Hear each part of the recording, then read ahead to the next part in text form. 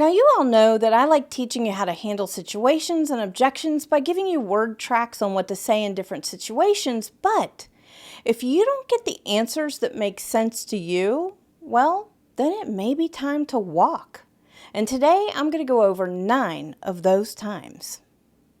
Hi everybody, I'm Kimberly and welcome to Auto Finance Sense, where I help you make sense of the dealership finance office the next time you buy a car. Let's get started.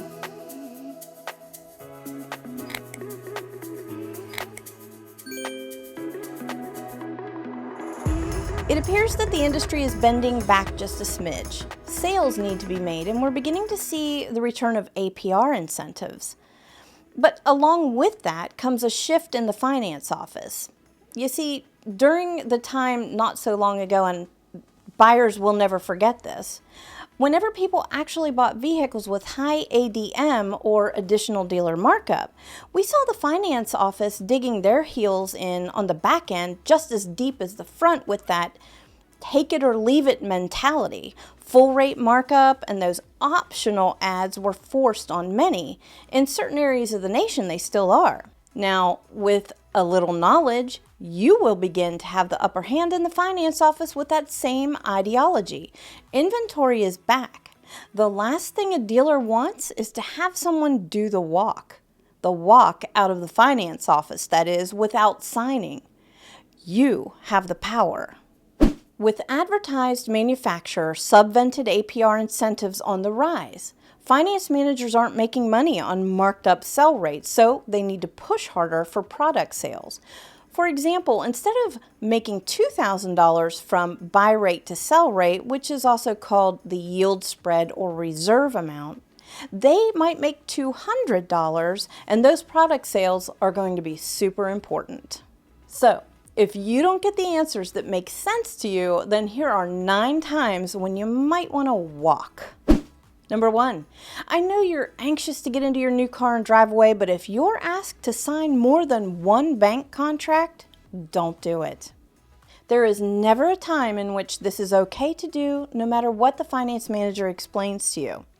Now, there could be a number of reasons why, and not necessarily nefarious reasons, but you need to realize that whenever you put your signature on a bank contract, there's no cooling off period. So ask yourself, do you want your signature out there on 2 different contracts when they both could be made cashable and mistakes could be made? Or would you rather be better off waiting for a solid approval, sign the proper contract, and then drive away?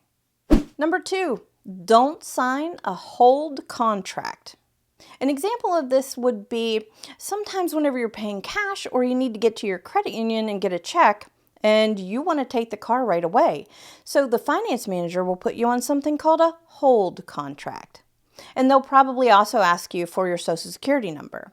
That hold contract ensures the dealership that if you don't show up within the agreed upon period of time with the payment in full, then they have a valid cashable bank contract on their hands.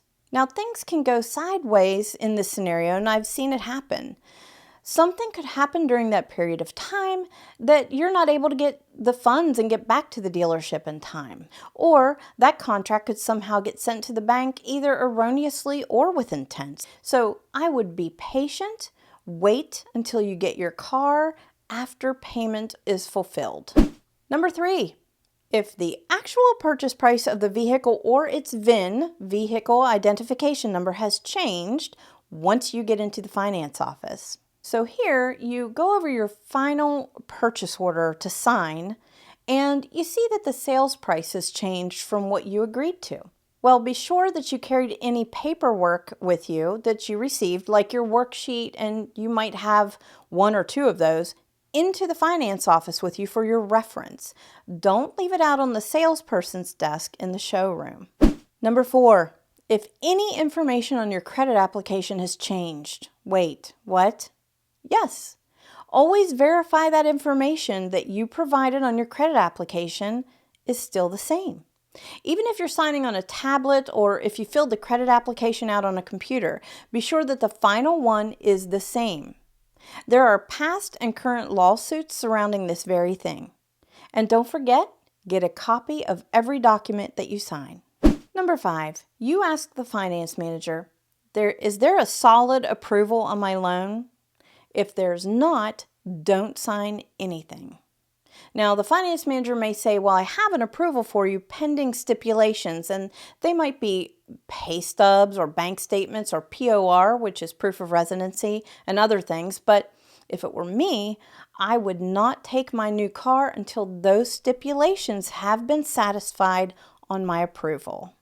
Number 6, if you have excellent credit, low debt to income, and equity in your deal, and you're given an outrageously high interest rate on a brand new car, stop. Push back on the finance manager. Clearly, that lets you know that they think you're the average buyer that doesn't know any better.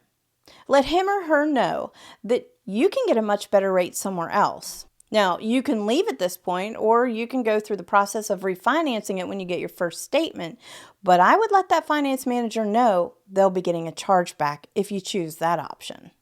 Number 7, when the finance manager tells you that the bank is requiring you or prefers that you have this product or that product, stop. No bank will ever, and I repeat, ever do that. Number 8, when the finance manager tells you, I'll lower your interest rate if you take this product or that product. Well, if that ever happens, I would put my pen down on the desk, ask for the general manager, and let them know that you know that they can't tie interest rate to buying additional optional products. There is one time when that might happen, which is if the bank offers a large loan discount. For example, if you finance over $30,000 and that product that you wanted puts you over that $30,000 mark, there might be a discount in rate. But I don't know too many banks that still offer that. They're probably still out there. Otherwise, you might want to just walk. Number 9. Now, this one is outside of the dealership finance office, but it's still really important. And that is whenever the dealer won't allow you to get a pre-purchase inspection or a PPI on a used vehicle within a reasonable amount of time with a refundable deposit. I would ask, why? Is there something you want to hide? The salesperson may well say, well, we've already run the vehicle through the shop and it's good to go. And you already know that it went through the shop because you're not the average buyer here, but you want to get a disinterested third party to go check it out for you first. I would say that a reasonable amount of time would be 2 to 4 days. But if the sales manager is adamant about not allowing this to happen, I would just turn and walk away. There is no reason why they wouldn't allow this to happen. Now, I'm here to hopefully help you through the second part of the deal, and I hope you got some knowledge bits out of this video. Check out some of my other videos as well, and share this with others that you think might need some help going through the process as well. I hope you all have a wonderful day. Thank you so much. Take care, and I will see you soon. Bye-bye.